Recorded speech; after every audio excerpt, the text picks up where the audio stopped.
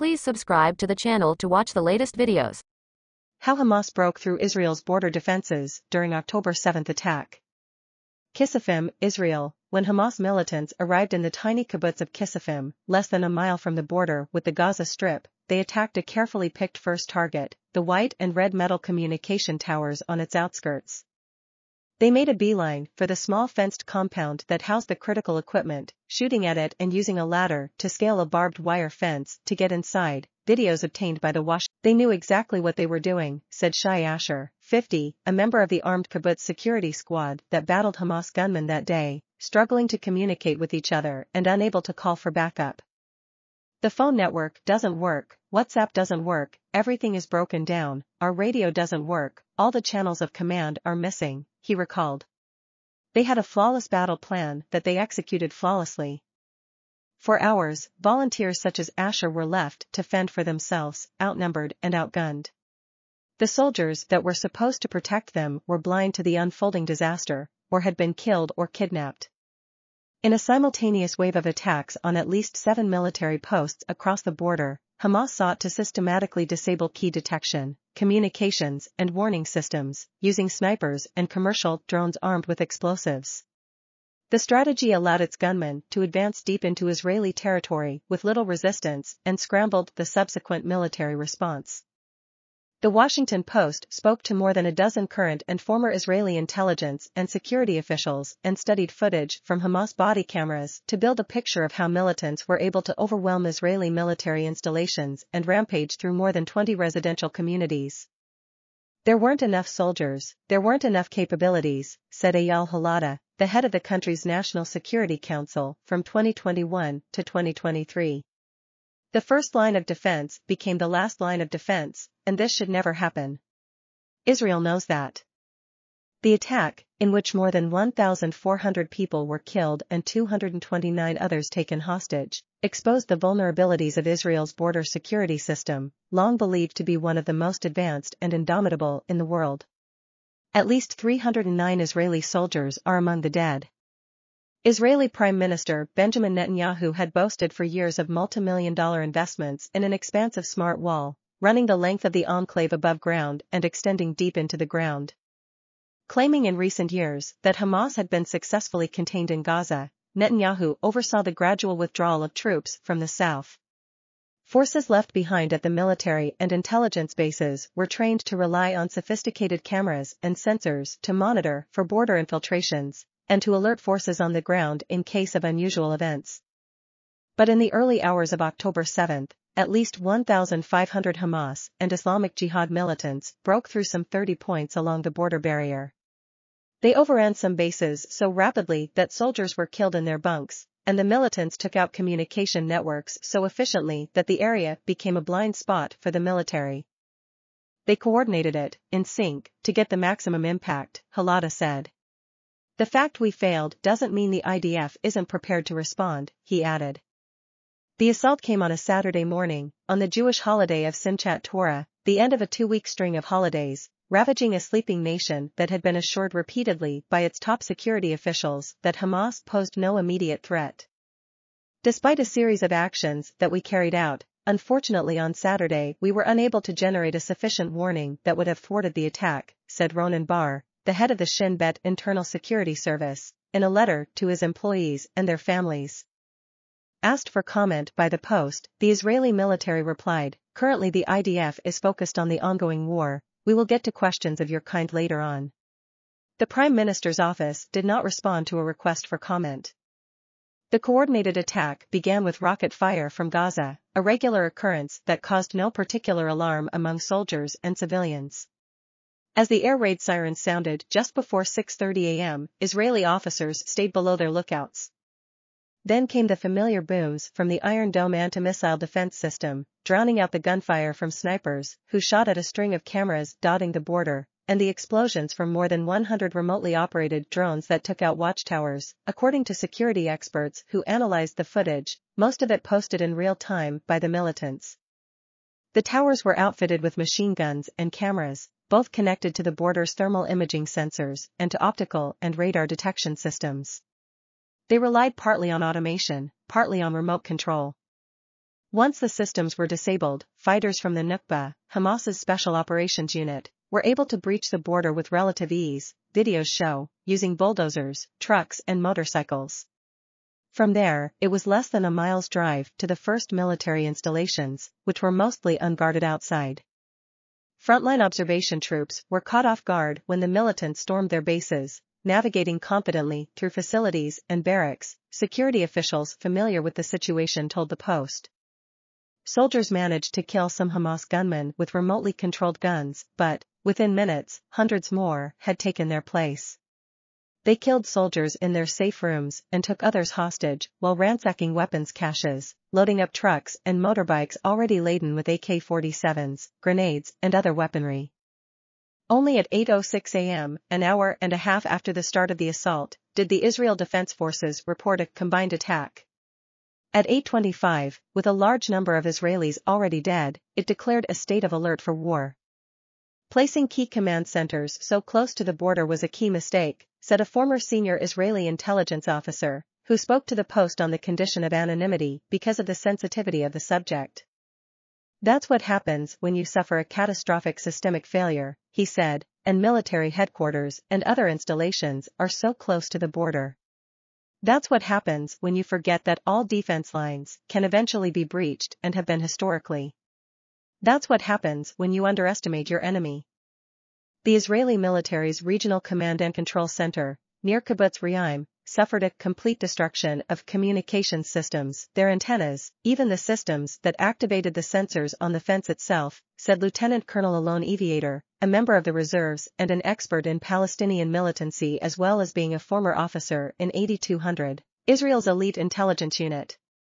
In parallel, according to footage reviewed by security analysts, a separate Hamas unit stormed an 8,200 installation near Urim, about 10 miles inside Israeli territory, detonating an explosive at the entrance to an underground bunker that housed an expansive intelligence apparatus, synthesizing data from Israel, the Palestinian territories and around the world.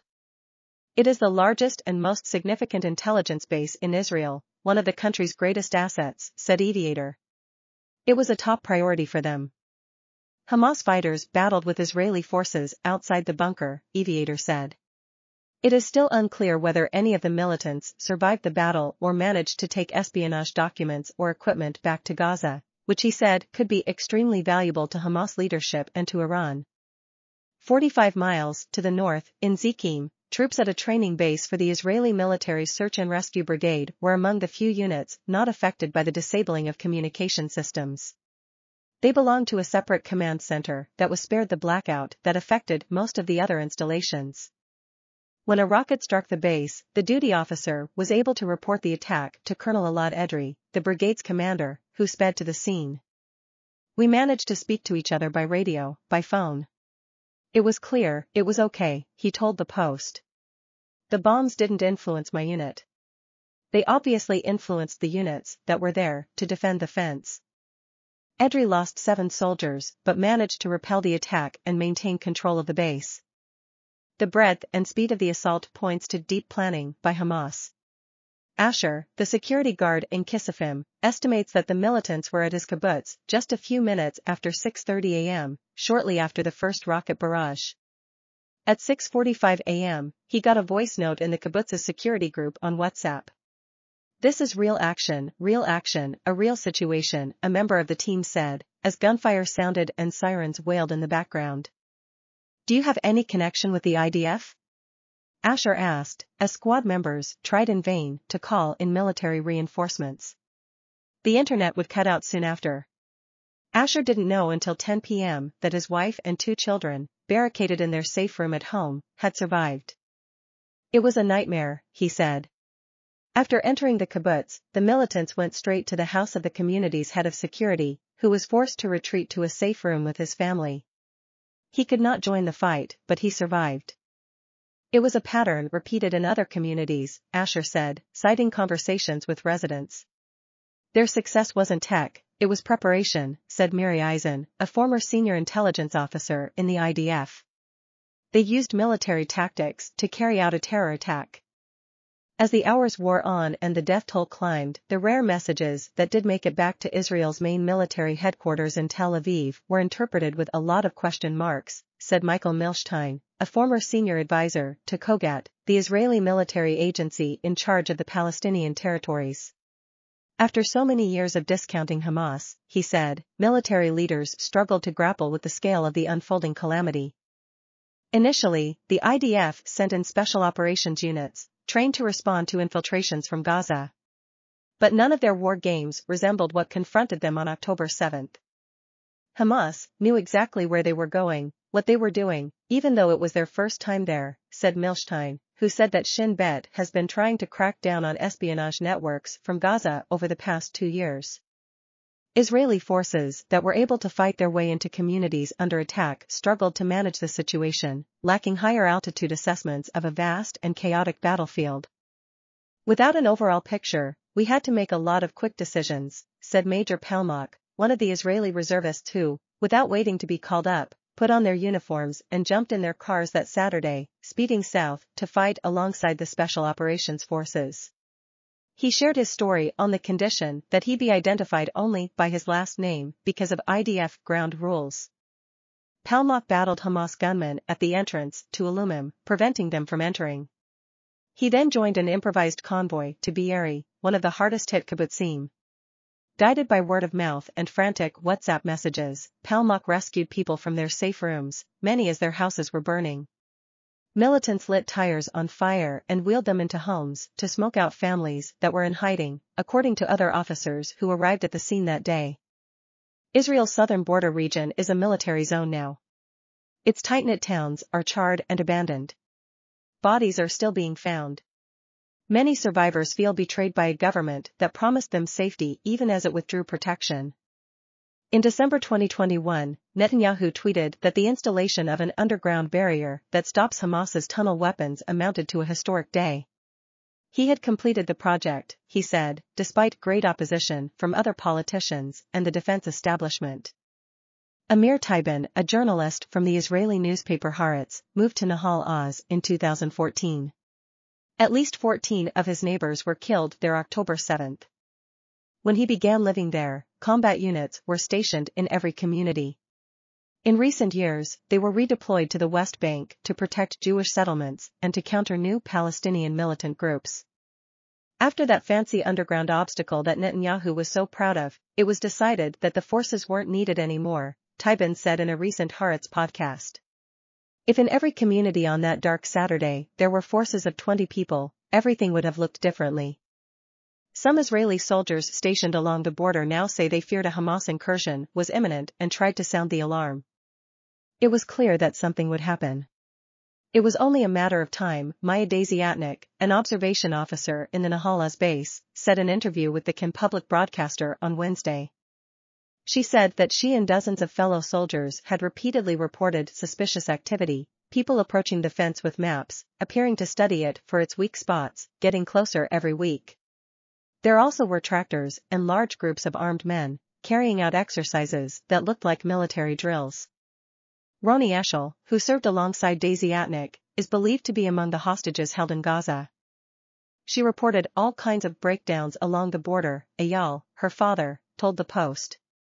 His last contact with Roni was a text message at 9:27 a.m., 3 hours after her base was raided. The beds, the safe rooms and the central war room were torched. It could have been prevented, he said, if someone in the army had opened their eyes and ears. U.S., in policy switch, urges humanitarian pauses in Gaza. A temporary suspension of Israeli airstrikes is seen as potentially helpful in breaking logjams over hostage release, entry of aid and exit from Gaza of foreigners, including U.S. citizens.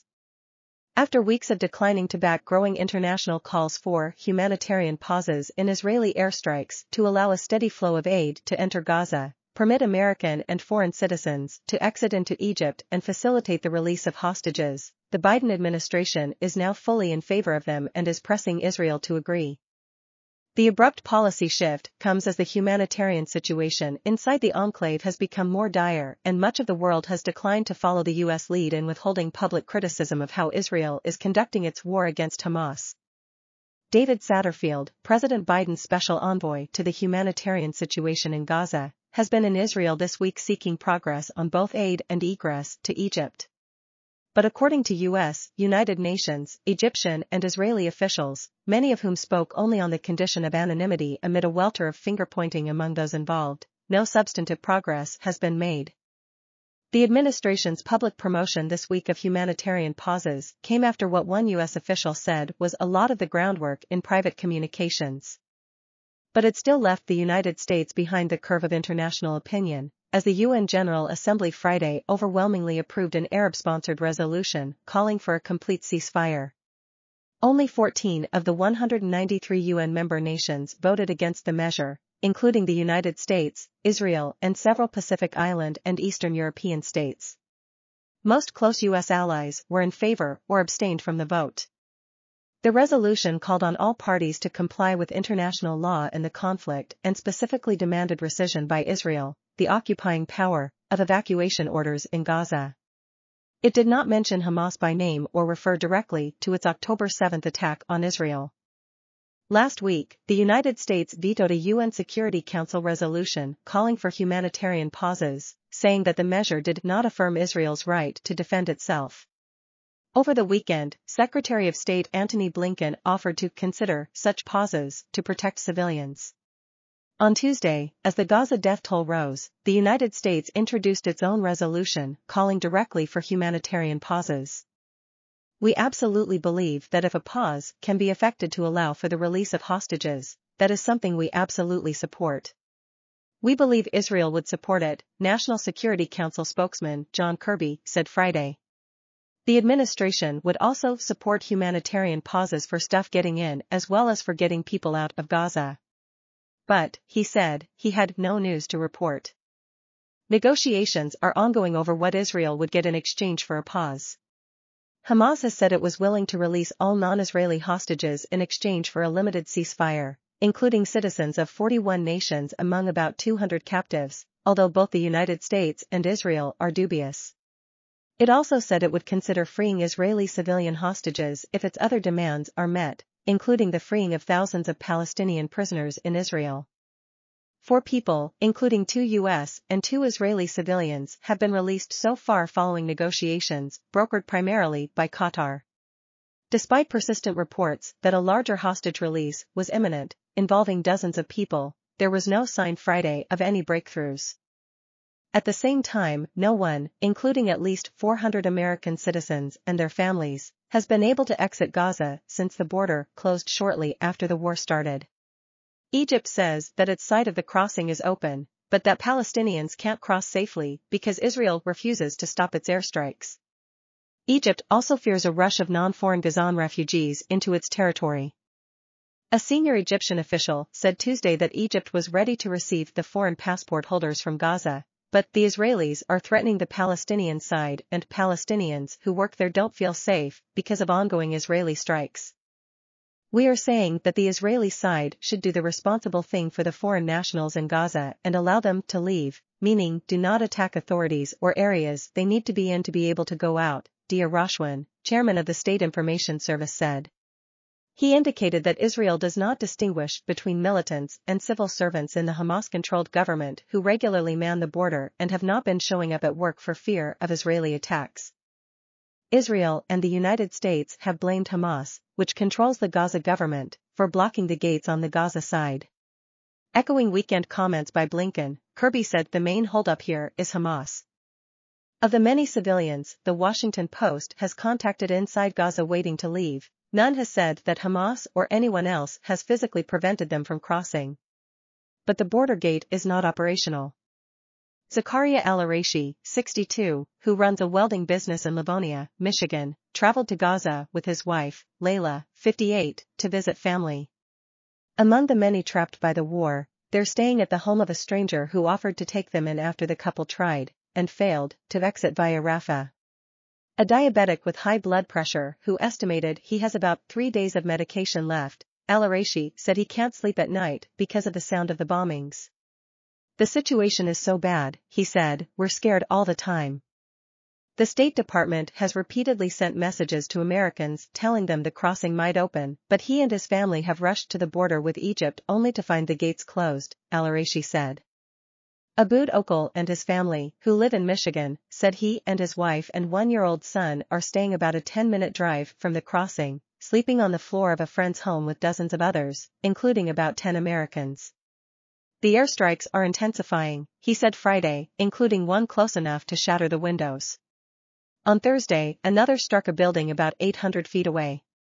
We're trying to stay strong, he said, but we cannot help but feel hopeless and abandoned. A person familiar with Israel's position in discussions over the border situation said that Israel has no problem with people leaving the Gaza Strip to go to Sinai. The problem is what is coming in, not what's going out. This person said it's an Egyptian issue. They are worried that if they open Rafah to let the foreigners out, 100,000 people will break down the gates. Diplomats outside the core of actors involved in the talks said they have little insight into what obstacles remain, even as they try to evacuate their own nationals from Gaza. One diplomat in Cairo said they were more confused as time goes on, and the information flow is all over the place on the border talks. What looked possible a week or two ago, this diplomat said, has now evolved into a full blame game. After the Hamas attack, which left at least 1,400 Israelis dead, Israel imposed a complete siege on the Gaza Strip, cutting off electricity, fuel, water and other critical supplies. As casualties from ongoing Israeli airstrikes have mounted, with more than 7,000 killed, according to the Gaza Health Ministry, and the humanitarian situation has become more urgent, calls for aid to be led and mounted. A range of countries and the United Nations have together sent hundreds of tons of humanitarian aid to Egypt's Arish airport near Rafah, where the Egyptian Red Crescent is organizing aid for delivery to Gaza. In recent days, more than 200 trucks filled with aid stood waiting on the Egyptian side of the crossing. Angry truck drivers staged a protest last week, demanding they be allowed to deliver their desperately needed cargo to Palestinian brothers on the other side of the border. Part of the initial holdup was reaching an agreement on a procedure that Israel would agree to for inspecting the aid. 84 truckloads have now entered Gaza from Egypt since last weekend, just a small fraction of the more than 100 a day that UN officials have said is the bare minimum for civilian survival.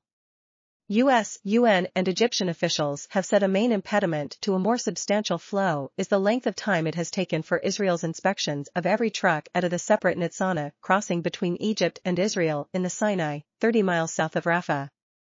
Inspections that take 10 to 15 minutes during the normal flow of Egyptian-Israeli trade are now taking hours, according to Ahmed Salem, president of the Sinai Foundation for Human Rights, a British-based non-profit that has a monitoring team in North Sinai. The verification system for the movement of goods through the Rafah crossing must be adjusted to allow many more trucks to enter Gaza without delay, UN Secretary-General Antonio Guterres said in a statement Friday. The U.S. official said that with agreement to allow even a small amount of aid to flow, discussions are now about how we can get more and sustainably and at a bigger scale. The pace of relief supplies remains far below the needs of Palestinians inside. In one new initiative Friday, a medical team trained in handling war-related injuries arrived in Gaza along with 6 trucks carrying humanitarian supplies, the International Committee of the Red Cross said. The convoy also included a specialist in weapons contamination. A role includes assessing for unexploded munitions and potential health dangers after attacks. The ICRC called the medical team a small dose of relief to help alleviate the extreme pressure on Gaza's doctors and nurses. Satterfield said in an interview this week with Al Hura TV, the U.S. government-owned station broadcasting in the Middle East, that we are doing everything in our power as the United States, and so are our critical UN partners, to work with Israel, to work with Egypt, to ensure the coordination of this assistance does allow for the maximum degree possible to go to Rafah and be moved through Rafah. That's the objective. We're not there yet. Meanwhile, a growing minority of congressional Democrats, at least 18, has called for some version of a pause or a ceasefire, a dirty word as one Capitol Hill lobbyist put it, amid international outcry over the plight of Palestinians trapped inside Gaza. Representative Cori Bush, Democrat, Missouri, and several other progressive Democrats introduced a resolution Monday calling for a ceasefire now. 3 other congressional Democrats, Representatives Jamie B. Raskin, Democrat, Maryland, Susan Wild, Democrat, Pennsylvania, and Sarah Jacobs, Democrat, California, on Thursday released a letter endorsing a temporary cessation of hostilities. The three lawmakers, who identified themselves in their letter as Jewish members of Congress who have family and loved ones in Israel, condemned Hamas, called for the release of hostages, and said they believed Israel should defend itself, before addressing the growing and deepening humanitarian crisis in Gaza. Civilians in Gaza cannot survive without access to water, food, medicine, and fuel, and resources cannot get to those who need it without a temporary cessation of hostilities for humanitarian workers to do their jobs safely, they wrote. Parker reported from Cairo. Joanna Slater in Williamstown, Massachusetts, Steve Hendricks in Jerusalem, Kareem Fahim in Beirut and Abigail Hosloner in Washington contributed to this report. U.S. urges Israel against Gaza ground invasion, pushes surgical campaign. U.S. officials say a full-scale ground invasion risks a wider war in the Middle East and jeopardizes the lives of hundreds of hostages. The Biden administration is urging Israel to rethink its plans for a major ground offensive in the Gaza Strip and instead to opt for a more surgical operation using aircraft and special operations forces carrying out precise, targeted raids on high-value Hamas targets and infrastructure, according to 5 U.S. officials familiar with the discussions.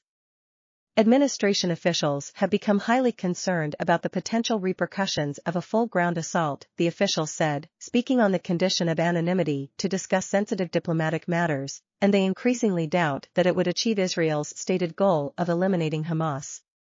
They also are concerned that it could derail negotiations to release nearly 200 hostages, particularly as diplomats think they have made significant advances in recent days to free a number of them, potentially including some Americans, one of the officials said. The Biden administration also is worried that a ground invasion could result in numerous casualties among Palestinian civilians as well as Israeli soldiers, potentially triggering a dramatic escalation of hostilities in the region, the officials said. U.S. officials think a targeted operation would be more conducive to hostage negotiations, less likely to interrupt humanitarian aid deliveries, less deadly for people on both sides and less likely to provoke a wider war in the region, the officials said. At a moment when many Israelis feel rage and grief over the October 7 Hamas attacks, there has been considerable public pressure on Israeli officials to mount a sweeping ground incursion into Gaza. Israeli officials said Friday they had expanded ground operations, but the scope or nature of the expansion was unclear. In public, President Biden and his top officials have indicated support for a planned ground offensive if Israel concludes that that is its best move, while adding that they are asking tough questions about the idea. The private advice is a significant departure from the administration's public posture, and it is a distinct shift from the administration's position in the days immediately after the Hamas attack inside Israel. The White House declined to comment on the administration's push for a surgical operation instead of a full-scale ground invasion, an effort that has not previously been reported. Officials pointed to Biden's comments stating that Israel makes its own military decisions. But those involved say the administration's change of posture is unmistakable and intentional. They have clearly shifted from an initial "we have your back, we'll do whatever you want" to now "you really need to rethink your strategy." And they're doing it in a careful way, said a person familiar with the conversations, who spoke on the condition of anonymity to discuss private and sensitive deliberations. Despite their private warnings, American officials do not have great confidence that Israel will reverse its intent to wage a large-scale ground offensive. Although the United States has considerable leverage over Israel as its largest military, political, and economic backer, U.S. officials have not threatened to withdraw support or impose any consequences on the Jewish state if it forges ahead with its own plans. On the contrary, the Biden administration is working to provide Israel a new $14 billion security package to replenish its Iron Dome missile interceptors and its munitions, and to provide additional military financing. As U.S. officials have conveyed their preference for a lighter operation, Israeli forces have conducted limited raids into Gaza in recent days, although it is not clear that those forays were in response to Washington's urging. The Israel Defense Forces announced Friday that a targeted, sea-launched raid had been conducted in the southern Gaza Strip against Hamas military infrastructure. A previous ground raid, early Thursday morning, was designed to strike Hamas rocket launching positions, reveal enemy positions, and prepare the ground for the next stages of the war, the IDF said. U.S. officials said they are advising Israel to adopt such raids as a central part of its strategy for hunting Hamas. But Israel has cast them as part of preparations for the next stages of combat, an apparent reference to the full-scale ground offensive. Daniel Hagari, a spokesman for the IDF, said Friday that Israel was expanding its ground operations, but he did not announce an invasion or say that forces had entered Gaza. U.S. Defense Department officials recently dispatched a team of officers, including Marine Lieutenant General James Glynn, to Israel to offer recommendations on how to carry out military operations in an urban environment. Although Glynn served in conventional operations in the Iraq War as an infantryman, he also has deep experience in counterterrorism, having led a special operations task force that hunted Islamic State militants in Iraq and Afghanistan in 2017 and 2018. Brig General Patrick Ryder, a Pentagon spokesman, said Tuesday that Glynn and his colleagues were dispatched to help Israeli officials think through the kinds of questions that they need to consider as they conduct their planning, including advice on mitigating civilian casualties. Pentagon officials, asked whether they were recommending that Israel lean on surgical strikes and raids, declined to comment but did not dispute the idea. Palestinian gunmen from Hamas broke through Israel's sophisticated border fence with Gaza on October 7 and killed at least 1,400 Israelis, hunting civilians in their homes and cars, burning people alive, and taking scores of people hostage, including children. Israel responded with a full siege of Gaza that has cut off food, water, electricity, and fuel, as well as with an unrelenting air bombardment campaign that Palestinian health authorities say has killed more than 7,000 people, many of them children.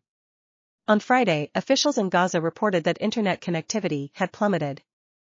The Israeli siege and airstrikes in Gaza, a densely populated enclave of more than 2 million people, have led to a deepening humanitarian crisis, and the Biden administration is facing increasing pressure to respond to the growing reports of civilian suffering. Only a handful of aid trucks have been able to get into Gaza, and U.S. officials so far have not been able to reach a deal with Israel, Egypt and Hamas that would establish a humanitarian corridor and allow at least 400 Palestinian Americans stuck in Gaza to leave. In the immediate aftermath of the Hamas attacks, many senior U.S. officials privately supported a massive Israeli response, which they viewed as necessary to deter Iran and Hezbollah from opening a second front in Israel's north. But as days went by and Israeli officials briefed Washington on their plans, U.S. officials became increasingly concerned that a ground assault would turn into an open-ended quagmire. After Defense Secretary Lloyd Austin's visit to Israel on October 13, Pentagon leaders began sharing their worries with the State Department. 3 days later, Secretary of State Antony Blinken held a nearly 8-hour meeting with Israel's war cabinet in Tel Aviv, and U.S. diplomats left the meetings worried that the Israelis had not developed a sound and workable military plan. Although the meeting dealt mostly with humanitarian issues, officials also discussed military strategy, and U.S. officials came away more concerned, not less, about the prospects of regional escalation. They were particularly concerned that a sweeping offensive would put U.S. personnel in Iraq and Syria at risk from Iranian proxy groups, increasing the chance of a direct military confrontation between the United States and Iran. U.S. personnel have come under repeated assault from rockets and one-way attack drones in the past 10 days, prompting Biden to say he had warned Iran that he would respond if it continued. The United States launched airstrikes Thursday in eastern Syria in response, but at least one more attack was recorded Friday in Iraq. As doubts about the advisability of a ground invasion have grown in the United States and even among some in Israel, some Jewish Democratic lawmakers have called for a humanitarian pause in the violence to allow aid to get into Gaza. Representatives Jamie B. Raskin, MD, Sarah Jacobs, California, and Susan Wild, PA, issued a joint statement this week calling for such a pause. While we are grateful for the Biden administration's successful efforts to deliver humanitarian aid through the Rafah crossing over the weekend, it is clear this aid alone is insufficient, the lawmakers said. The 2 million civilians in Gaza cannot survive without access to water, food, medicine, and fuel, and resources cannot get to those who need it without a temporary cessation of hostilities for humanitarian workers to do their jobs safely. Republicans, meanwhile, have strongly opposed any criticism of Israel's actions and have condemned liberal Democrats for questioning Israel's tactics. Not standing with our greatest ally, Israel, weakens the global fight against terrorism, Representative Elise Stefanik, New York, who chairs the House Republican Conference, said this week. But Biden and his top officials have noticeably shifted their public rhetoric in recent days. In remarks at the White House in the immediate aftermath of the attacks, Biden said the United States would provide Israel any support it needed, adding that he had told Prime Minister Benjamin Netanyahu that Israel has the right to defend itself and its people. Full stop. He made no mention of Palestinian civilians. But in the first week of Israel's air campaign, the IDF dropped 6,000 bombs on Gaza in addition to cutting off access to water and other basic necessities. As Blinken met the leaders of Egypt, Saudi Arabia, Qatar and the Palestinian Authority, the Arab allies reinforced concerns that the civilian suffering and deaths were infuriating their domestic populations and raising the specter of mass instability. Concern about the unfolding crisis has been evident in the United States as well, as liberals have been increasingly outspoken in criticizing Biden for not taking stronger action to restrain Israel. Biden, while maintaining his vocal support of Israel, has shown signs of heeding these messages. This week, he made his most forceful comments to date about the importance of keeping in mind a vision for the Middle East's future and underlined his calls for a two-state solution to the Israeli-Palestinian conflict. Biden also stressed that Israel must limit civilian casualties, regardless of whether that poses a burden on its military forces. When this crisis is over, there has to be a vision of what comes next, Biden said. And in our view, it has to be a two-state solution. And it means a concentrated effort from all parties, Israelis, Palestinians, regional partners, global leaders, to put us on a path toward peace. The president's instincts to be wary of a wide-scale assault by Israel match his history on earlier conflicts, especially the war in Afghanistan. In 2009, as the Obama administration weighed deploying tens of thousands of additional forces there, then Vice President Biden cautioned President Barack Obama against doing so. Obama, writing in his 2020 memoir, A Promised Land, said Biden had voiced his misgivings about surging tens of thousands of troops to Afghanistan, counseling that doing so could plunge the United States deeper into a quagmire from which it would be difficult to extricate itself. He was the only top advisor to do so, warning the commander-in-chief that the Pentagon was not presenting him with a wide range of choices, Obama wrote. Biden pulled U.S. troops out of Afghanistan just a few months after becoming president. And he seemed to glancingly refer to the Afghanistan debate while returning home from Israel this month, telling reporters traveling with him that the United States had made mistakes after the al-Qaeda attacks in the United States on September 11, 2001.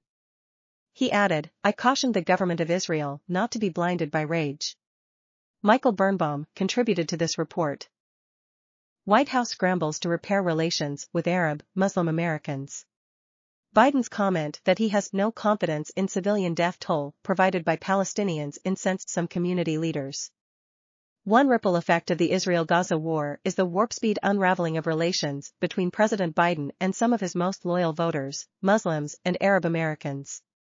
This week at the White House encapsulated the strains, beginning with a listening session for frustrated administration personnel from those communities and ending with a controversial meeting between the president and 5 Muslim figures picked by the White House who had faced enormous pressure from activists to decline in protest.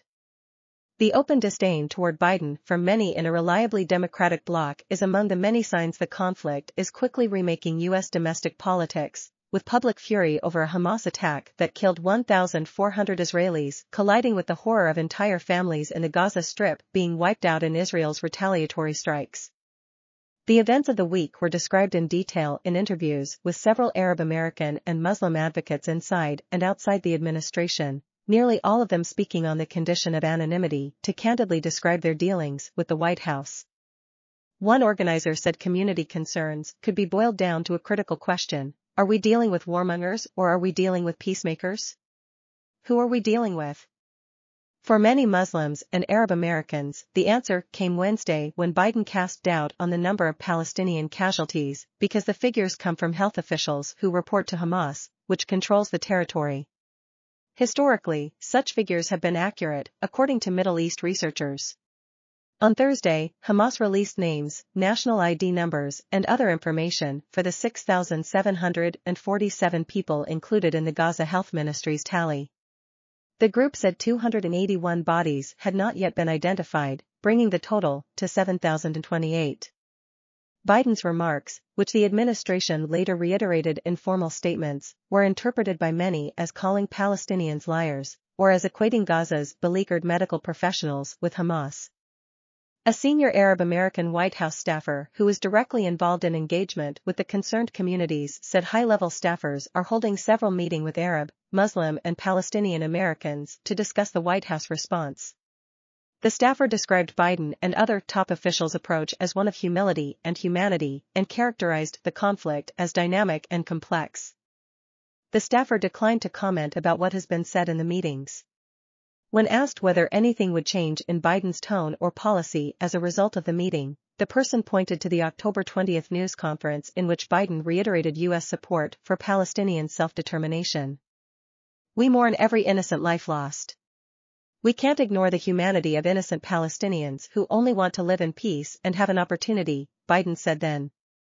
In a statement Friday, White House spokesperson Robin Patterson cited those comments and said the administration is reaching out to hear directly from members of Muslim, Arab American, and Palestinian American communities. "We'll continue to engage in conversations with these important communities and to be unequivocal in condemning hate and discrimination against them." Incensed U.S. Arab and Muslim advocacy groups this week called Biden's remarks about the death count dangerous, and some prominent voices from those communities chimed in on social media saying that the president had lost them and that they were considering sitting out the 2024 election.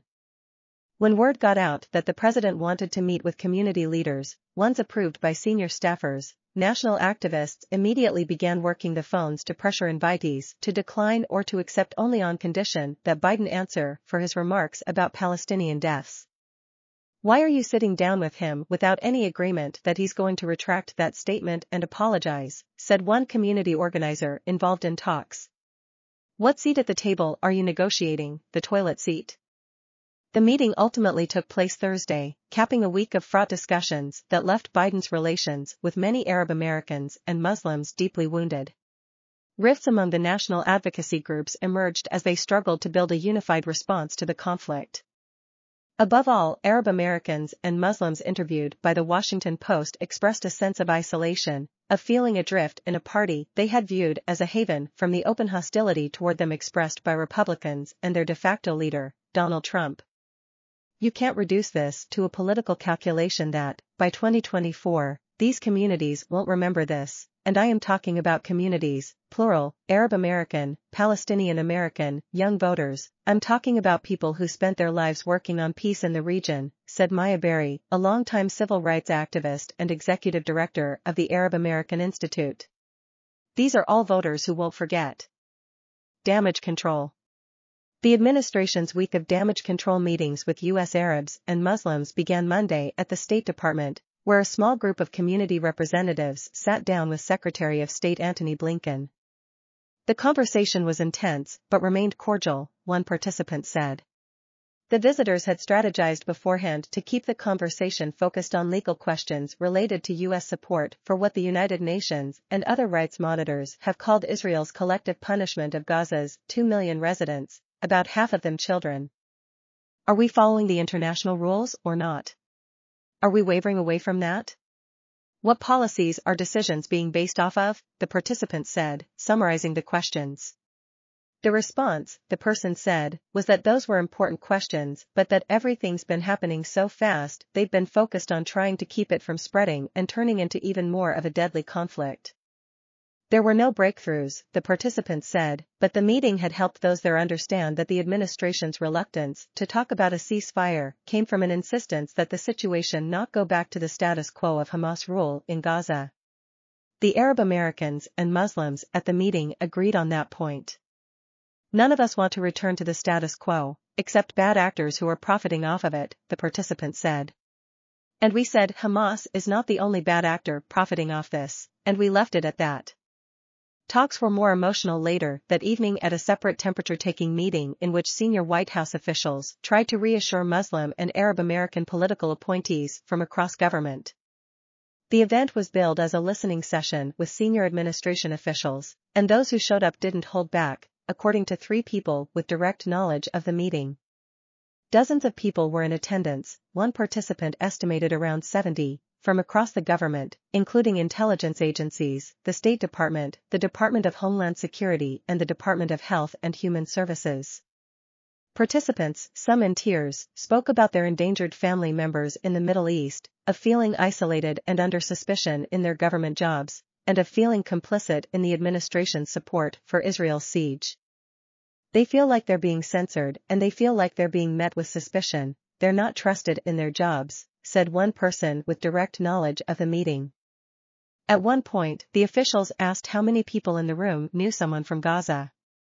Nearly everyone raised their hands. Next came a more uncomfortable question: how many of those in the room had been pressured by friends or relatives to resign from the administration in recent days? Again, most hands shot up. The officials in the room included White House Chief of Staff Jeff Zients, Senior Advisor Anita Dunn, the White House Liaison to Muslim Communities, Mazen Basrawi, along with representatives from the State Department and other agencies. Doug Emhoff, the husband of Vice President Harris, also briefly stopped by. The official's response, as summed up by an attendee, was, "We hear you. We're with you. It's hard. It's challenging." The Arab American White House staffer involved in the community engagement efforts said the multiple meetings with critics inside and outside the government signaled that administration was willing to hold tough conversations. The official added that they personally felt heard in the White House. The attendees hadn't expected a policy shift from the meeting, according to the accounts, but felt confident that their concerns would be conveyed to Biden, to be taken into consideration in his public remarks about Palestinians. 2 days later, the president made the comments questioning the accuracy of Palestinian casualties at a time when Arabic-language TV channels were showing non-stop footage of lifeless, dust-covered children being pulled from the rubble after Israeli strikes. "Whatever we said in that room is presumably falling on deaf ears, because it's not changing the tenor or tone, much less the policy making," one person involved in the talks said. After Biden's casualty figure remarks, some administration appointees began to consider resigning, but, as that same person put it, that's one news cycle. Then what? That person said they and others had spent years working inside the Democratic machine for better representation of their communities and that this wasn't the time for ceding ground. "There is a sense of obligation to be able to voice concern and say this is an injustice unfolding before our eyes and we've got to change," the person said. A controversial White House meeting. The most controversial meeting of the week came Thursday with the White House extending an invitation to 5 national Muslim figures who were picked by the White House in a process one person involved with the talks described as a "SH show." The guest list: Minnesota Attorney General Keith Ellison, Democrat, who made history as the first Muslim elected to Congress and who has written about his multiple trips to Gaza; Rami Nashashibi, a Chicago-based Muslim whose community organizing earned him a MacArthur Genius Grant in 2017; Imam Mohammed Majid, a Washington-area cleric and interfaith leader who often appears at political functions; Wael Al-Zayed of the Muslim lobbying group MJIJ; and Suzanne Burakat, a healthcare advocate. Other activists said that while the invitees were well-known and generally respected advocates for U.S. Muslims, the humanitarian catastrophe in Gaza makes this a time for Palestinian voices, including Christians. "I'm not upset by who is going. I'm upset by who's not going," said the person involved with the talks. "They're going to come out and check a box and say Biden met with the Arab American community, and it's not true." One of the 5 invitees, who spoke on the condition of anonymity to comment candidly about a sensitive issue involving the White House, said the decision to attend was one of the hardest dilemmas they had ever faced. A key concern, the invitee said, was that only one Palestinian American was to be present. A second Palestinian American, who had lost scores of relatives in the Gaza strikes and was publicly critical of the U.S. response, had been invited and then was disinvited, according to several advocates who were upset by what they interpreted as a snub. After much soul-searching and external pressure, the participant said the group decided it was an obligation to attend. "It's our jobs, given the position we are in, to go and speak truth to power, to the most powerful man in charge, on behalf of the children under the rubble who cannot," the invitee said. The participant said the goal was to press Biden on a ceasefire and the need for broader and more meaningful engagement with Palestinians. The person added that the group was unequivocal on the issue of Gaza casualty figures and livid. The president seemed more focused on a debate about data than about the fact that many hundreds of children have been killed. We said, Palestinians are dying. We're not okay with the numbers of their dead being disputed.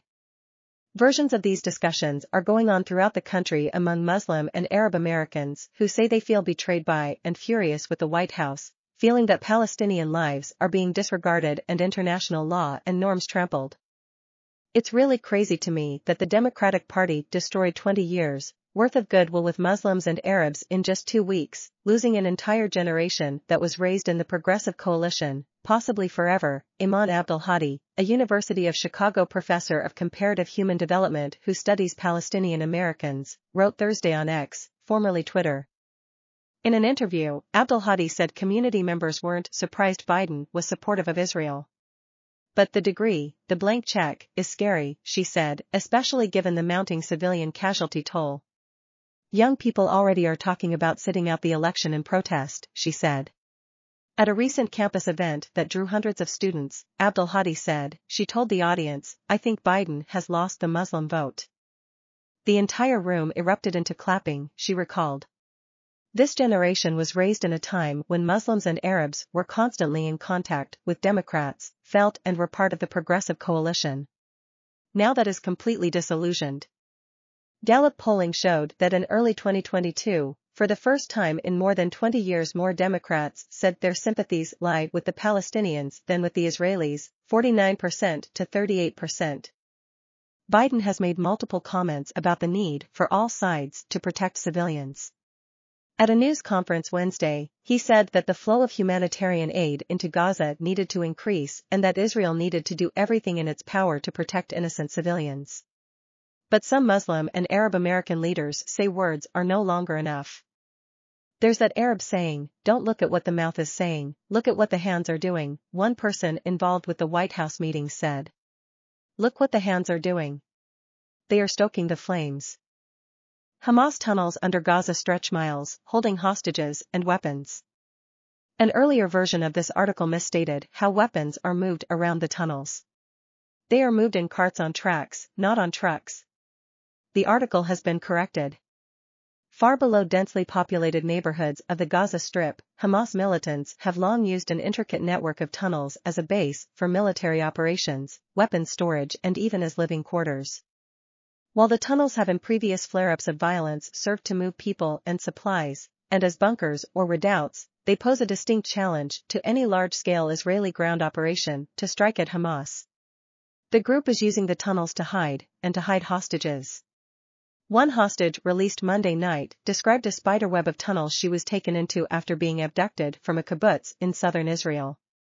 Here's what to know about the tunnels. 1. Hamas has long used subterranean tunnels.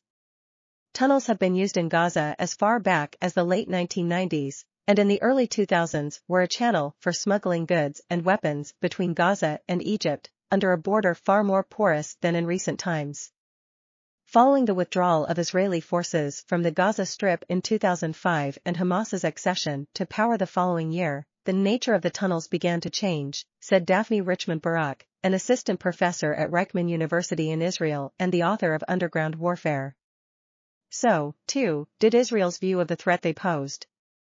For a time, Israel was not as focused as it is today on the tunnels as a strategic concern, Richmond Barak said.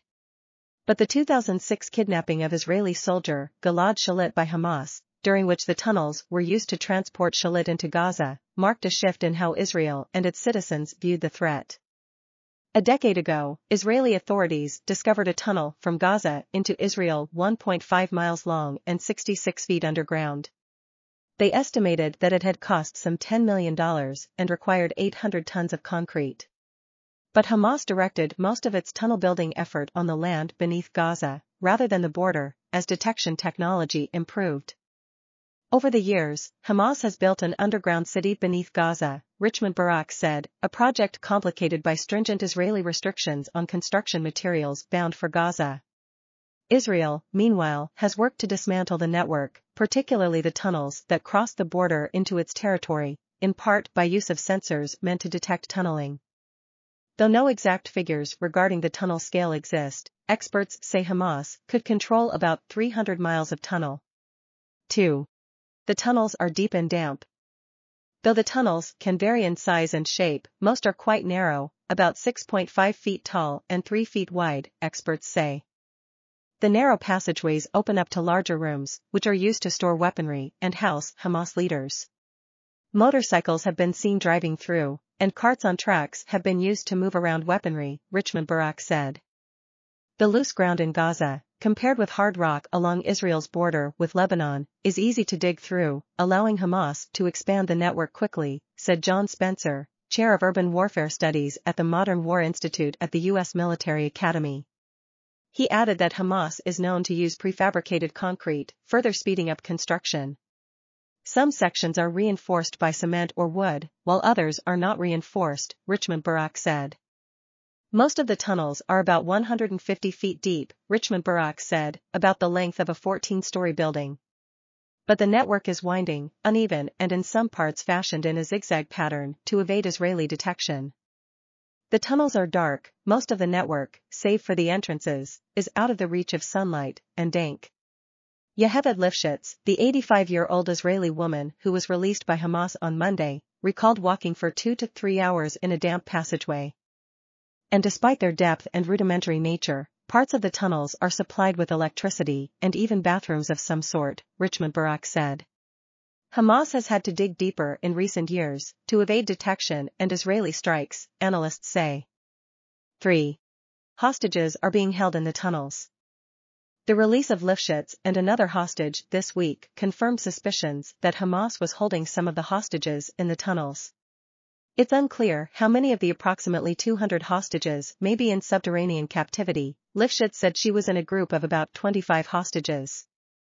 The tunnels are a complicating factor for Israel and allies in efforts to free the hostages. The network is vast, complex, nearly impossible to map out and difficult to penetrate. Edward Lutwak, a military expert and author of The Art of Military Innovation, said that by taking the hostages underground and releasing them in slow succession, Hamas could extend this chapter of the conflict for months, if not years. 4. The tunnels pose a massive challenge for Israel in this conflict. Combat inside tunnels is incredibly difficult, Lutwak said, noting that it requires a specific skill set and that standard tactics and weaponry are often not suitable inside a subterranean setting. Tunnel warfare is not for amateurs, he said. Spencer noted that it's difficult to execute offensive operations inside the tunnels because navigation and communication systems often don't work so far underground, and even night vision goggles struggle, as they require some ambient light. The sound emitted by a weapon being fired is also amplified inside the tunnel, posing immense risk to the soldier firing the gun, requiring intensified hearing protection, he said. Because the tunnels are so integral to Hamas's operations, dismantling the network is equally integral to Israel's stated goal of totally eradicating Hamas, Richmond Barak said. But sending soldiers into the tunnels would be incredibly risky, and is very much a last resort for instances such as rescuing the hostages, she said, though even that scenario would require a complex weighing of various factors. The precarious position of the tunnels beneath the bustling streets of Gaza, as well as the holding of hostages within the tunnels, has created an array of difficult decisions for the Israeli military, Richmond Barak added. The only way to destroy the network is by airstrikes, she said, but the tunnels sit below areas densely populated by civilians. Israel called for Palestinians in northern Gaza to evacuate to the south, amid airstrikes and ahead of a planned ground invasion. But some Palestinians said they would not evacuate amid safety concerns following reports of a strike on a convoy of evacuees.